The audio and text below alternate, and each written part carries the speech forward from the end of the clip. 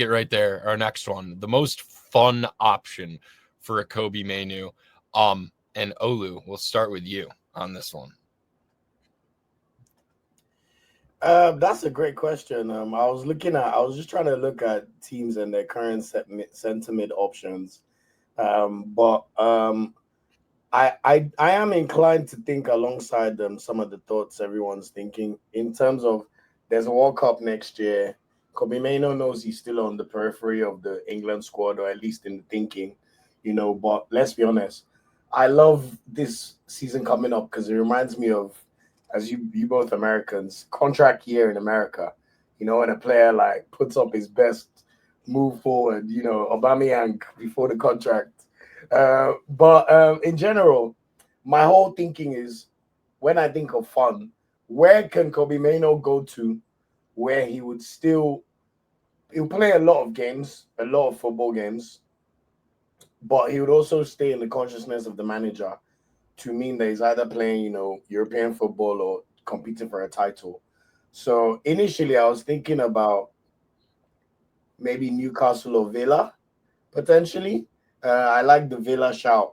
But when we think about their midfields, they're both kind of stacked, like Villa with Amadou Onana, Boubacar Kamara, John McGinn. But there's none of these players that worry me so much that I think Ameno would not back himself to play ahead of them, for example. But when I think of the most fun option, if it's okay, I'm going to just drop two in there. One, I still think Newcastle United, because even though you have Bruno Guimaraes, Tonali, and Joe Linton, let's be honest, once those three go and you have to start playing a Joe Willock, or I don't even think they even consider Isaac Hayden part of their squad anymore. The point is, Newcastle are clearly at this great time in their career where they have all this money, but they can't spend it. Good for them. But they're trying to level up and be a big team by signing certain players that maybe are still biased towards the top traditional teams. I mean, when you look at the players they've tried to go for all summer, the Joao Pedros and Buemos of the world, everyone's just like Newcastle, no. Kitike, no. Who wants to go to the Northeast? I'm not going to London. I'd rather go to fucking Liverpool or Man United. So there's a world where I can see a Newcastle move with the Champions League football games they want to play, the ambition they have. They also want to change their perception as a destination where people could go to win titles. They finally won a League Cup. They're going to be in the Champions League for the second time in 3 years. They want to show their actual players that, look, we're a big team. We're not just a team, even though they're still below the tier of us big boys, of course. But there's a world where if he doesn't mind being in Newcastle, I could see Newcastle being a potentially good move. You would like to think that with the amount of games they have to play, he will get minutes. And I think he has a slightly different profile to everything that each of their midfielders currently have. He may not necessarily be aggressive as Guimaraes, but you could say he's probably a bit better in terms of defensive actions than almost all three of them, depending on what action you're looking at. But at the same time, the Kobbie I remember watching is also a good box to box and pretty effective, at least just in front of the penalty box. So he's not exactly useless. You could almost see him being like a poor man's Declan Rice, depending on the kind of training and development that goes on in his career over the next few years. So I would say Newcastle, and then my other wild card would be somewhere in Europe. I haven't thought it through, but the Champions League clubs in Serie A and the Bundesliga, or even La Liga. Maybe not Atletico Madrid because I know they just signed Johnny Cardozo, but my thinking is around those kind of names. And Atletico Madrid is going to be the Champions League. Villarreal is going to be in the Champions League. Napoli could probably do with the Mainoo. I don't know if they could pay his wages, but Champions League team, current defending champions. Inter probably not. They have quite a few midfielders, but even them, would you say Mainoo is not better than Aslani, for example? I would say he is. So that's my thinking. The Leverkusens of the world, the Dortmunds of the world, they're always partial to a British player loan. They love it. They're gagging for it. So I'd say Newcastle when I think about Prem options just because of the visibility of the team to still maintain playing for one of the bigger teams because that still affects your profiling for the national team. Yes, there's teams like the Brentfords, the Nottinghams, the Bournemouths of the world you could go to, but that will probably affect his chances of playing in the World Cup a bit more than you would expect. yes, Tuchel looks like someone that really focuses on form. You can see Chaloba getting caps here or there, but you don't want to play with your food. The World Cup is every 4 years, you know. So I'd say Newcastle on home soil. But the reason why I mentioned a bunch of clubs with Europe is I haven't looked too deeply into their midfield setups to see where it fits in. But I think any of those teams where you're still challenging for the title and also playing in the Champions League could also be a nice sweet spot for Mainoo because Tuchel's a German. He looks at other countries. It's not like the Southgates and the what's that under 21 Lee Carsley, where let's be honest, these are prem watchers. They don't give a fuck about what you're doing in unless you're Joe Gomez, you know. So I think those would be the most fun ones for me. Like if he goes to Newcastle and cranks it up, I mean, I think that'll be a win-win for everybody. So that's my pick for this one. I love the Newcastle pick, honestly, Olu. But in my head, if he goes to Newcastle, that's not a loan. He's not going to Newcastle on a loan. They're buying him, and they're gonna do a loan to buy, and they're paying for him. Newcastle screams to me like if in 2014 when the Buffalo Bills were set for sale, if Trump actually got them, what would have happened? Like that's what Newcastle is right now to me. Also, like just makes me so jealous that Manchester United is not owned by Qatari money right now. And I don't care where it came from, but it does make me jealous. Did anyone figure out that rumor about that Qatari guy that no one ever saw an interview from or something? sounds like the Glazers liked to keep their conversations on the inside. And if there's anything that I've learned, had me shook. I tell people in England all the time, I don't care how much banter there is in football. Man United is the biggest club in this country. Like, forget Liverpool winning. They match you. In fact, Jurgen Klopp changed Liverpool's lives. Before this 10-year period of Liverpool knew their place in the hierarchy. I'm not going to say more than that. But Man United, I can imagine the feeling when they said, you then say Man United and then add Qatari money. Man United is the only club in England that they went to Parliament to debate the sale of Man United to literally stop Sky from buying them. Sky were literally the rights holders for the league and tried to buy Man United in like 1998, 1999. So forget all the slander. The slander will always come. But make no mistake about it, this is a giant of a team. So I remember those Qatar rumors. Oh my God, thanks for reminding me. It's like flashbacks in a positive way. I was like, do you know how excited I was when I saw the first video show up on my feed that said the possibility of that?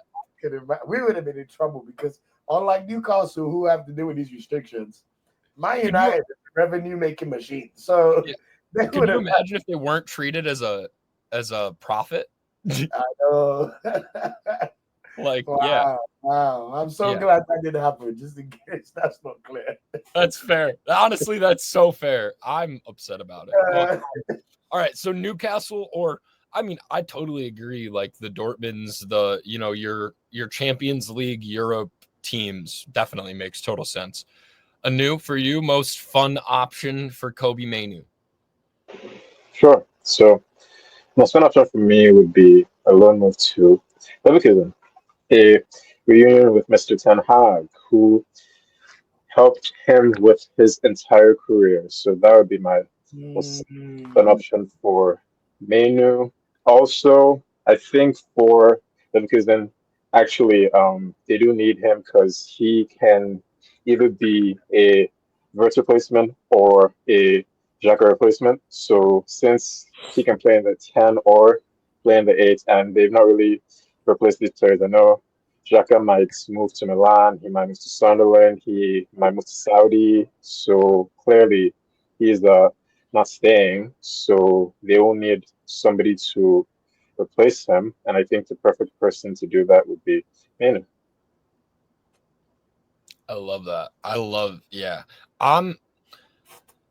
was on the Ten Hag train for like before Ranić got there.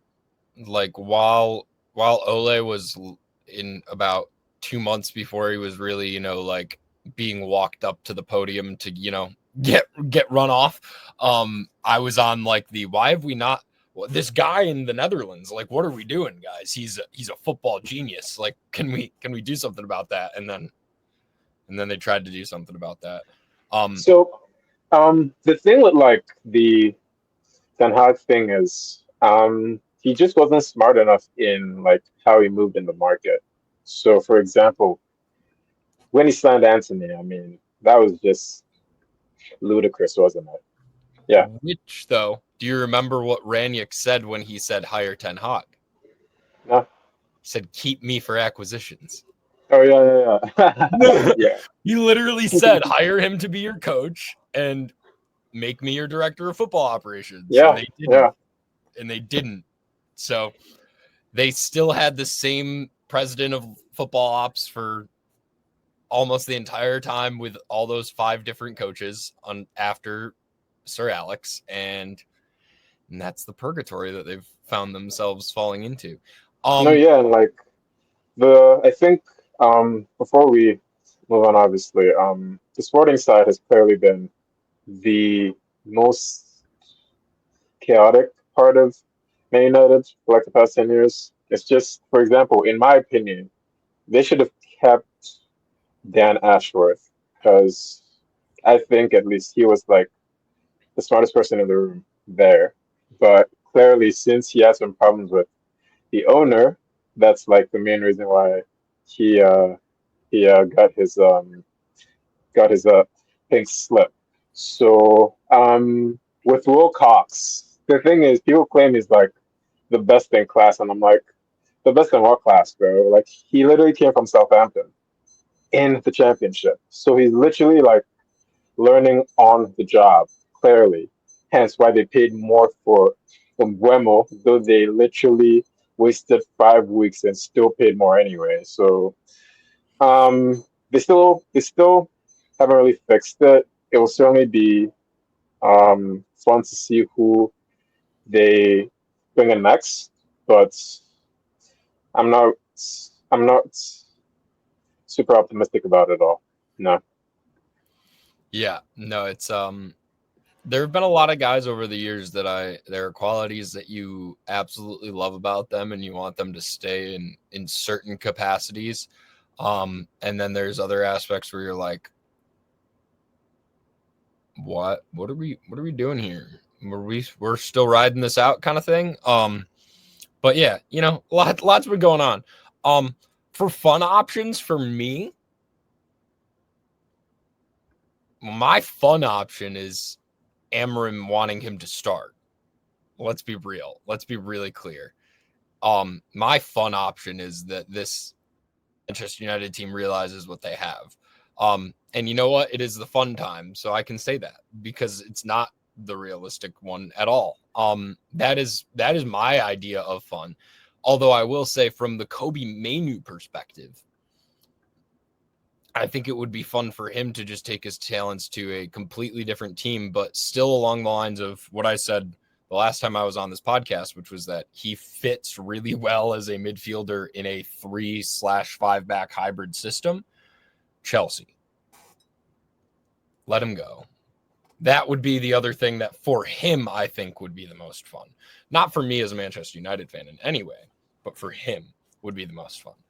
So the thing with Mainoo playing in the 3-4-3, who would you say is like the best person to play with him?